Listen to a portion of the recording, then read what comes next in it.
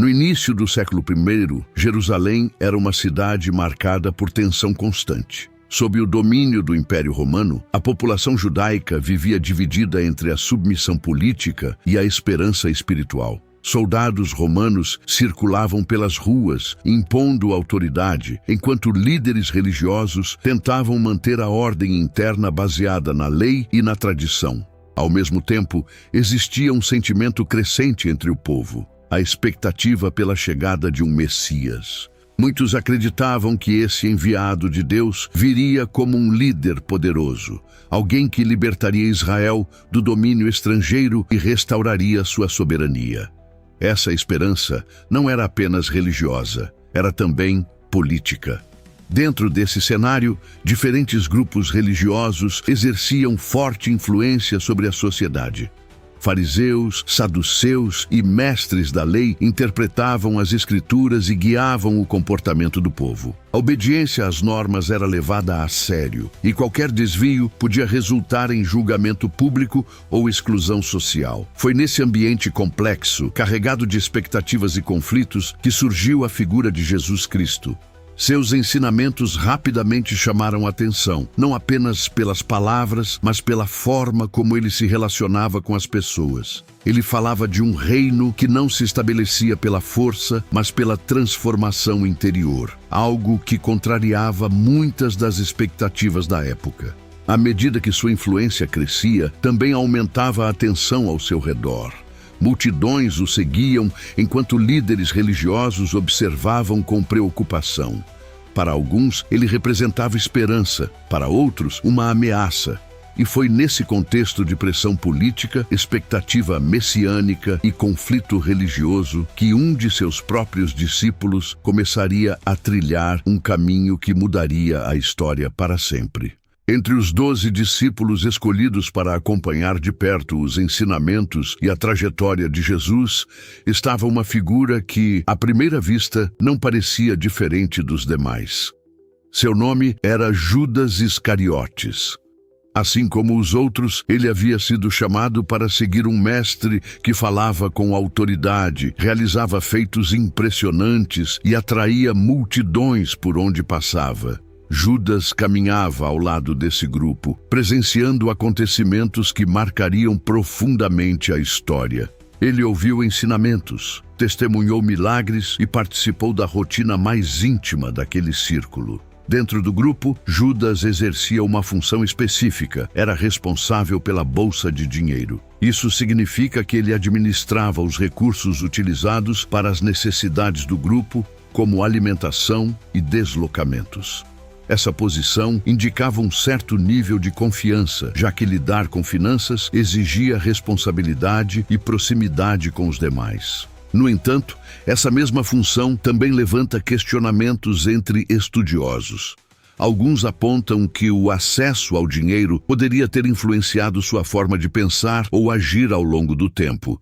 Outros sugerem que essa posição revela que, inicialmente, Judas era visto como alguém confiável, alguém que merecia estar ali. Seu sobrenome, Iscariotes, também desperta interesse histórico. Há interpretações que indicam uma possível origem geográfica diferente dos outros discípulos, o que poderia colocá-lo em uma posição de certa distinção dentro do grupo. Enquanto muitos dos discípulos eram da região da Galileia, Judas pode ter vindo de uma área diferente, o que levanta hipóteses sobre sua formação e visão de mundo. Apesar de fazer parte do mesmo grupo, é possível que cada discípulo tivesse expectativas diferentes sobre o que estava acontecendo. A ideia de um Messias, naquele contexto, podia ser entendida de várias formas. Para alguns, significava transformação espiritual.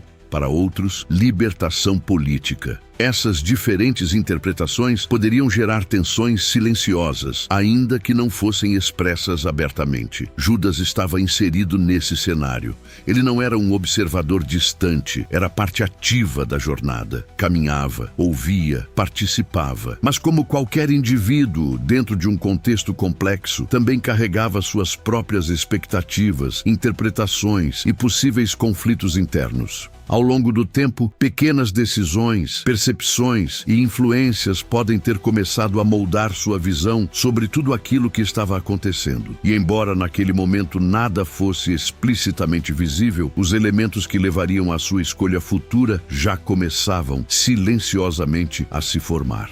Compreender as razões que levaram Judas Iscariotes a trair Jesus é uma das questões mais debatidas ao longo da história. Diferente de outros acontecimentos registrados nos evangelhos, esse momento não apresenta uma única explicação direta e detalhada. Em vez disso, o que existe são pistas, interpretações e análises construídas a partir dos textos e do contexto da época. Uma das explicações mais conhecidas envolve a motivação financeira. De acordo com os relatos do Evangelho de Mateus, Judas teria procurado os líderes religiosos e perguntado quanto receberia para entregar Jesus. O valor estabelecido foi de 30 moedas de prata. Uma quantia que, embora significativa, não era considerada extremamente alta.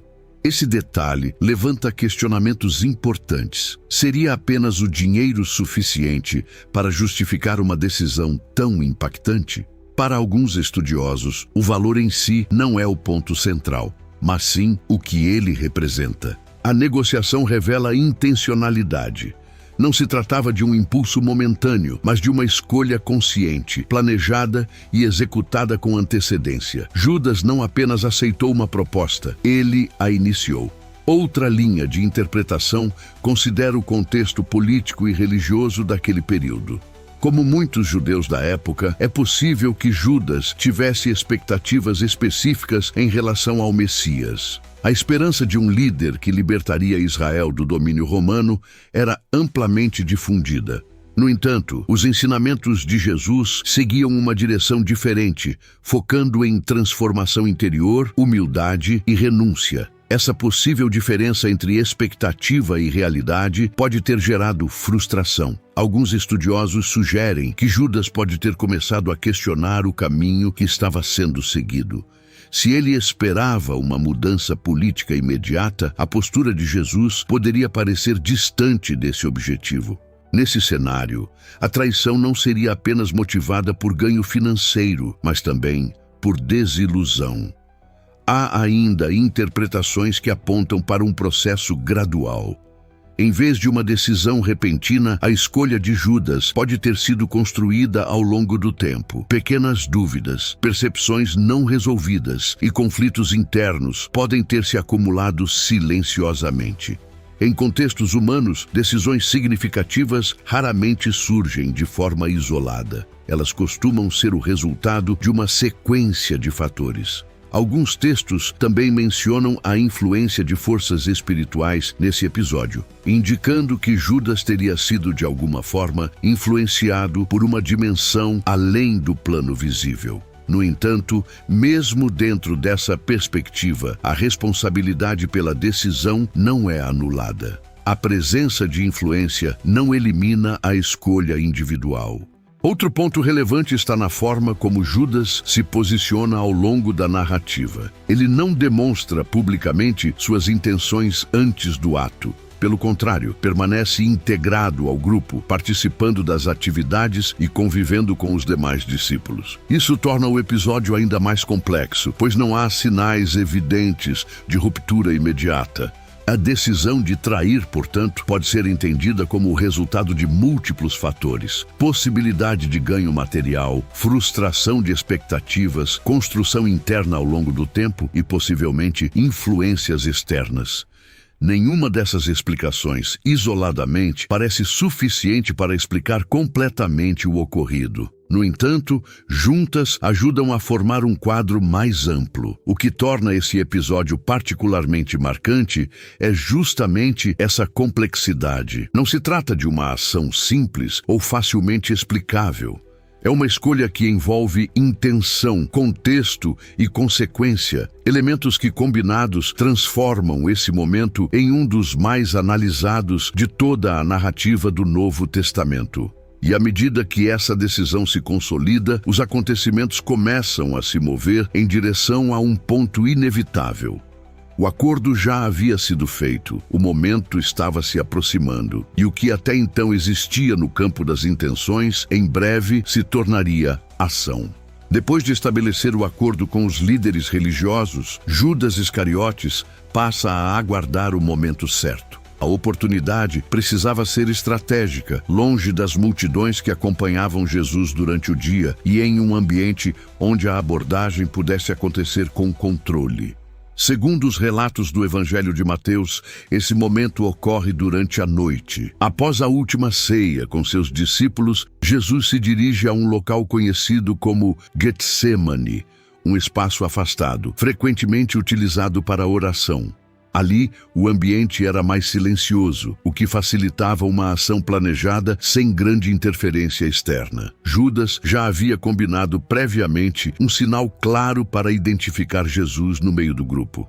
Em um cenário com pouca iluminação e várias pessoas reunidas, era necessário evitar qualquer erro. O gesto escolhido foi um beijo, uma forma comum de saudação na cultura da época, associada a respeito e proximidade. A escolha desse sinal carrega um peso simbólico significativo. Um gesto associado à confiança e ao vínculo pessoal passa a ser utilizado como ferramenta de identificação para a prisão. Esse contraste entre significado cultural e intenção prática torna o momento ainda mais marcante dentro da narrativa. Ao chegar ao local, acompanhado por guardas e representantes das autoridades religiosas, Judas se aproxima de Jesus e realiza o gesto previamente combinado. O beijo, que em outro contexto indicaria a amizade, naquele momento se transforma em um marcador decisivo.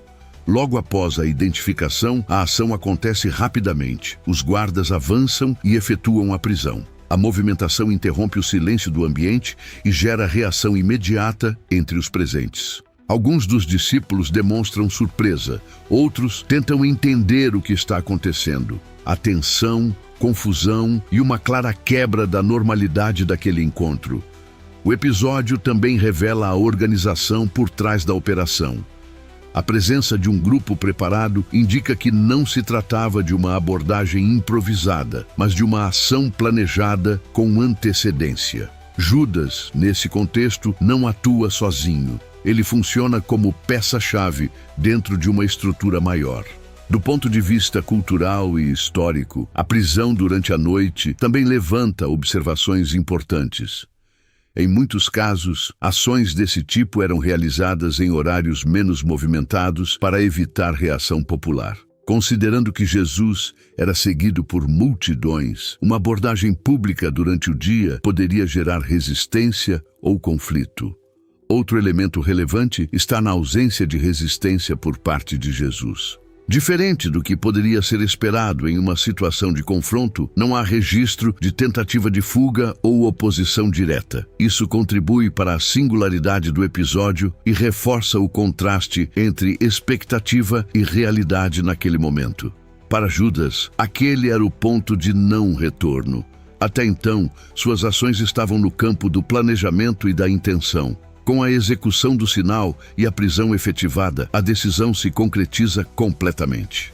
O que antes era uma possibilidade, agora se tornava um fato irreversível. A partir desse instante, a narrativa avança rapidamente. A prisão desencadeia uma sequência de acontecimentos que levariam a julgamentos, condenação e desfechos que marcariam profundamente a história. E para Judas, o impacto de sua escolha começaria a se manifestar de forma cada vez mais intensa. Após a prisão de Jesus, o cenário muda rapidamente. O que antes era um plano executado com precisão começa a dar lugar às consequências.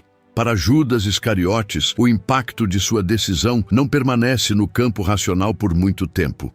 Os relatos indicam que, ao perceber o desdobramento dos acontecimentos, surge um profundo sentimento de remorso. De acordo com o Evangelho de Mateus, Judas reconhece que havia entregado alguém inocente. Esse reconhecimento marca uma mudança importante. A ação já havia sido concluída, mas a compreensão de seu peso começa a se manifestar de forma mais clara. O que antes podia estar envolto em justificativas ou expectativas passa a ser visto sob outra perspectiva. Diante disso, ele retorna aos líderes religiosos com quem havia feito o acordo.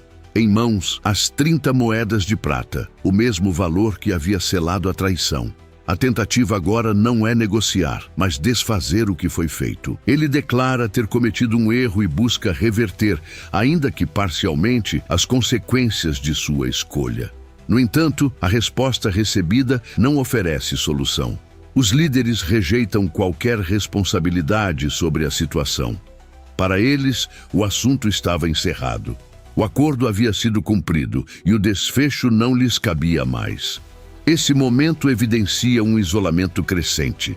Judas, que antes havia atuado como intermediário dentro de uma estrutura, agora se encontra sozinho diante do resultado de suas ações. Sem encontrar acolhimento ou possibilidade de reversão, a tensão interna se intensifica. O dinheiro, que antes representava um acordo, perde completamente seu valor naquele contexto.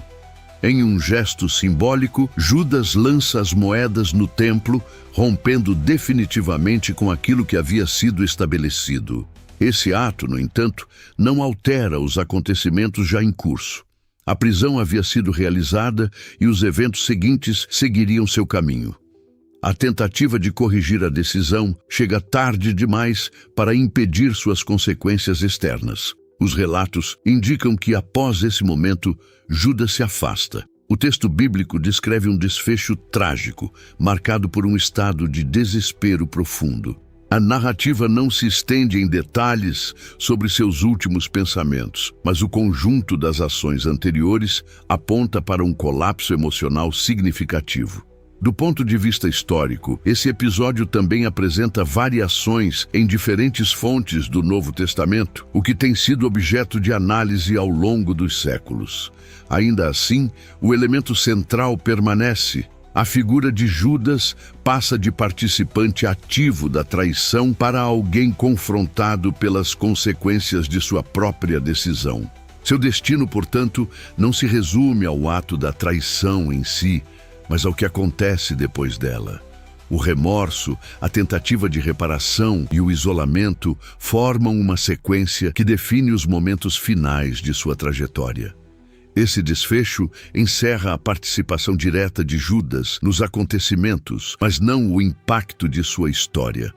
Sua escolha, suas ações e suas consequências continuariam sendo lembradas, estudadas e interpretadas ao longo do tempo.